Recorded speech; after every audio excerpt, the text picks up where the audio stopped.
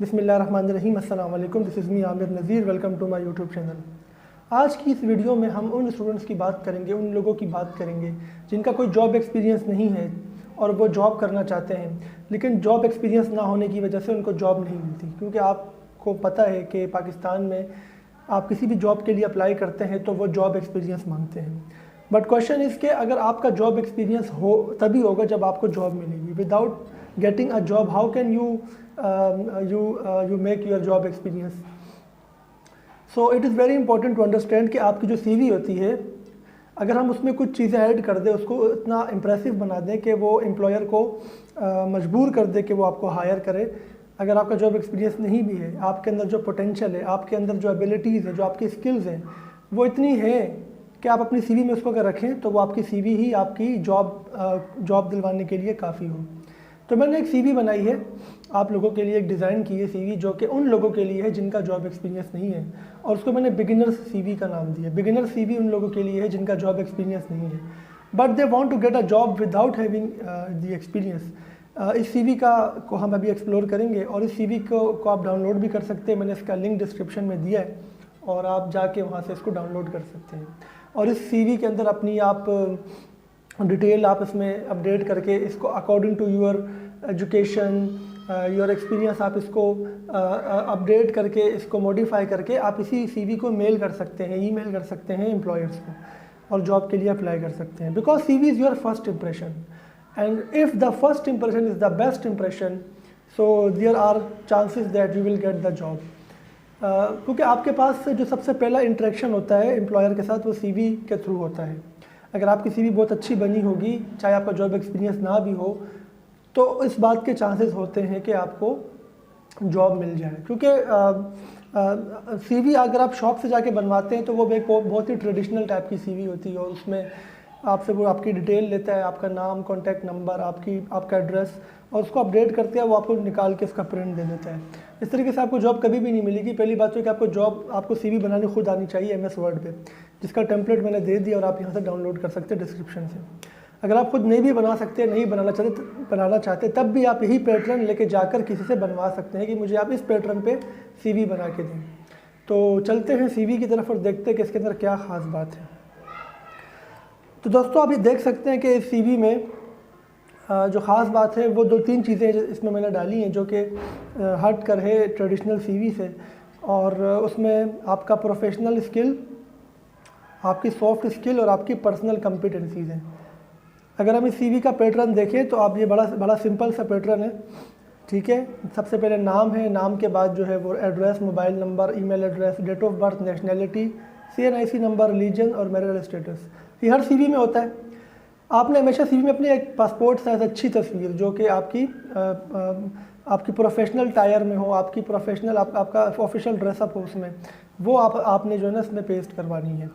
अगर आपके पास ऐसी पिक्चर नहीं है, आप इसको खिंचवाएं आप किसी फ़ोटो स्टूडियो में, और इसको आप अपने पास USB में रखें, और आपको जब भी CV आप ये बनाए तो उसमें आप इसको पेस्ट करें स्कैन करके। अगर आप पिक्चर लगाएंगे तो ये बहुत ही अच्छा इंप्रेशन जाएगा। बहुत सारे CVs में पिक्चर्स लोग नहीं लगाते, लेकिन पिक्चर लगाने से बहुत ही अच्छा इंप्रेशन जाता है।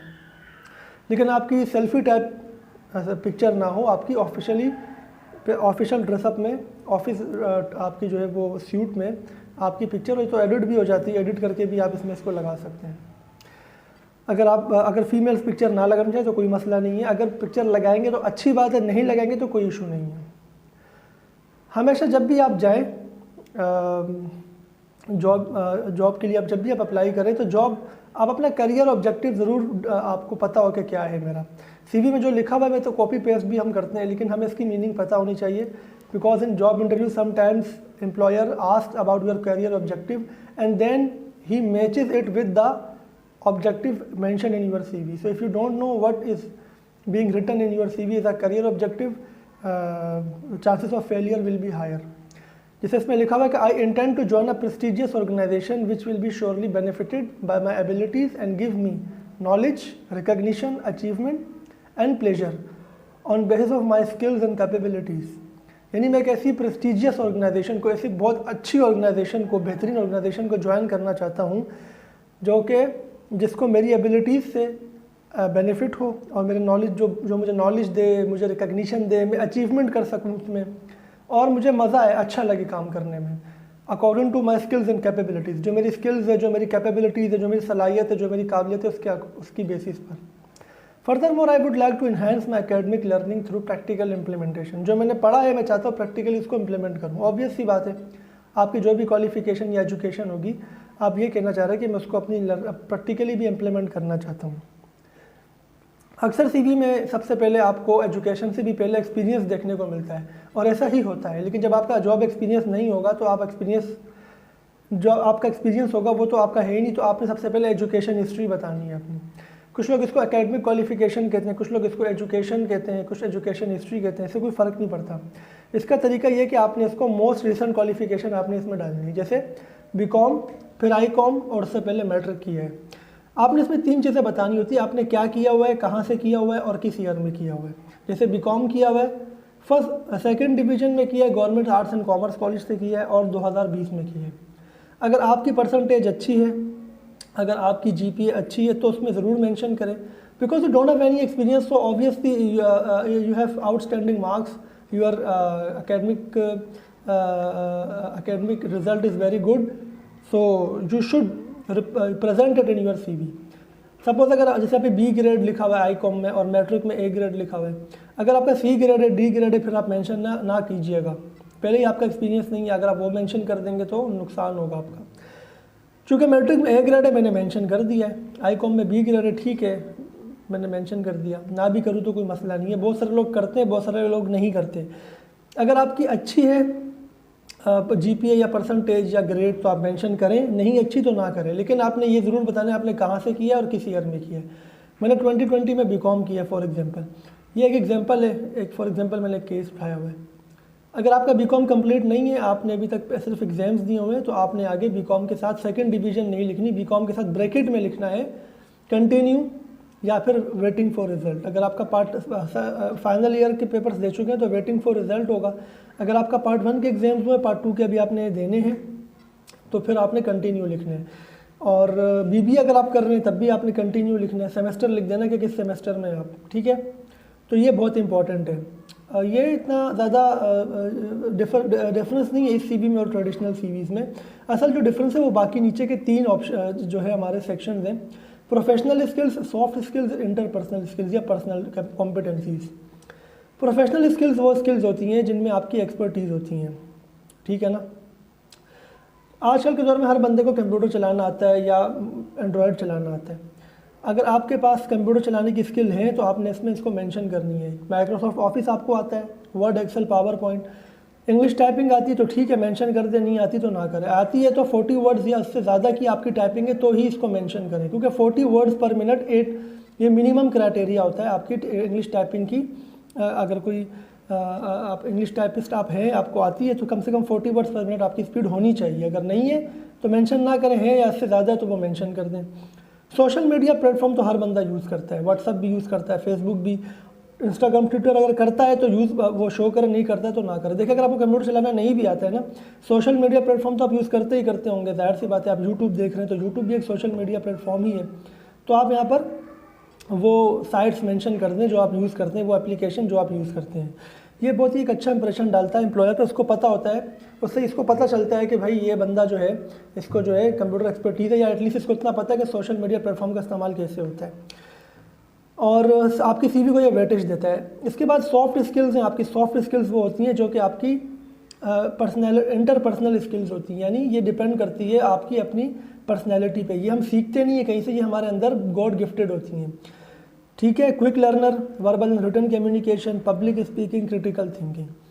अब आपके पास सीवी में चूँकि एक्सपीरियंस मेंशन करने को नहीं है, तो आपने कुछ ऐसी चीज़ें मेंशन करनी है जो कि आपकी सीवी को आप वजनी बनाए, ठीक है। सॉफ्ट स्किल्स, आप ऑब्वियस सी बात है, हर बंदा यही कहता है मैं क्विक लर्नर हूँ। आप हैं या आप नहीं हैं, ये एक अलग बहस है। आपने इसको अपनी सीवी में ज़रूर डालना है। आपका एक्सपीरियंस नहीं है तो आपको ये चीज़ें ज़रूर रखनी है। क्या है मैं quick learner, it means that you are encouraging the employer to hire you because you can learn quickly and implement it in the job.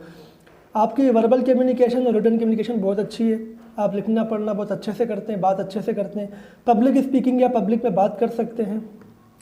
Critical thinking यानी आप हर चीज़ का हर पहलू से जायज़ा लेते हैं, हर सिचुएशन का हर पहलू से जायज़ा लेते हैं, उसके पॉजिटिव और नेगेटिव दोनों एस्पेक्ट्स के बारे में सोचते हैं। ऑब्वियस सी बात है, ये एक ऐसी चीज़ है जो कि जिसके लिए कोई डिग्री लेने की ज़रूरत नहीं होती, कोई पढ़ने की ज़रूरत नहीं होती। ये आप जब जिस सोसाइटी में रह रहे होते हैं, जिस इन्वायरमेंट में रह रहे होते हैं, उससे आप सीखते हैं। तो ये आपने अपनी CV में ज़रूर डालना है।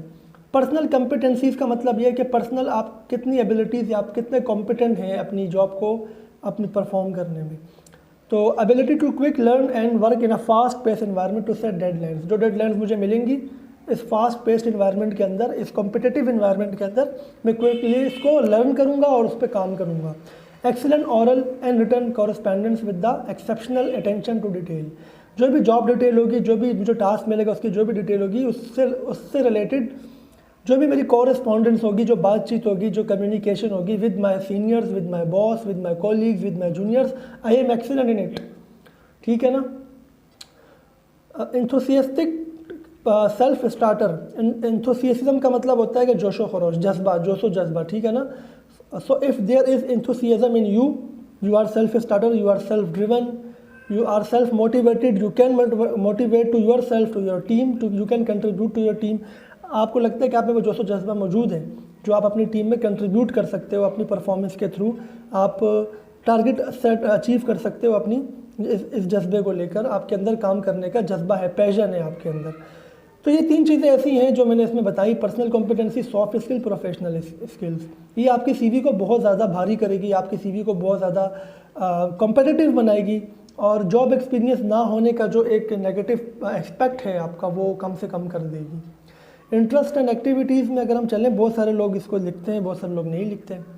Reading books, update with current affair. Reading books तो आजकल बहुत कम लोग करते हैं, आप इसको हटाना चाहें आप हटा सकते हैं।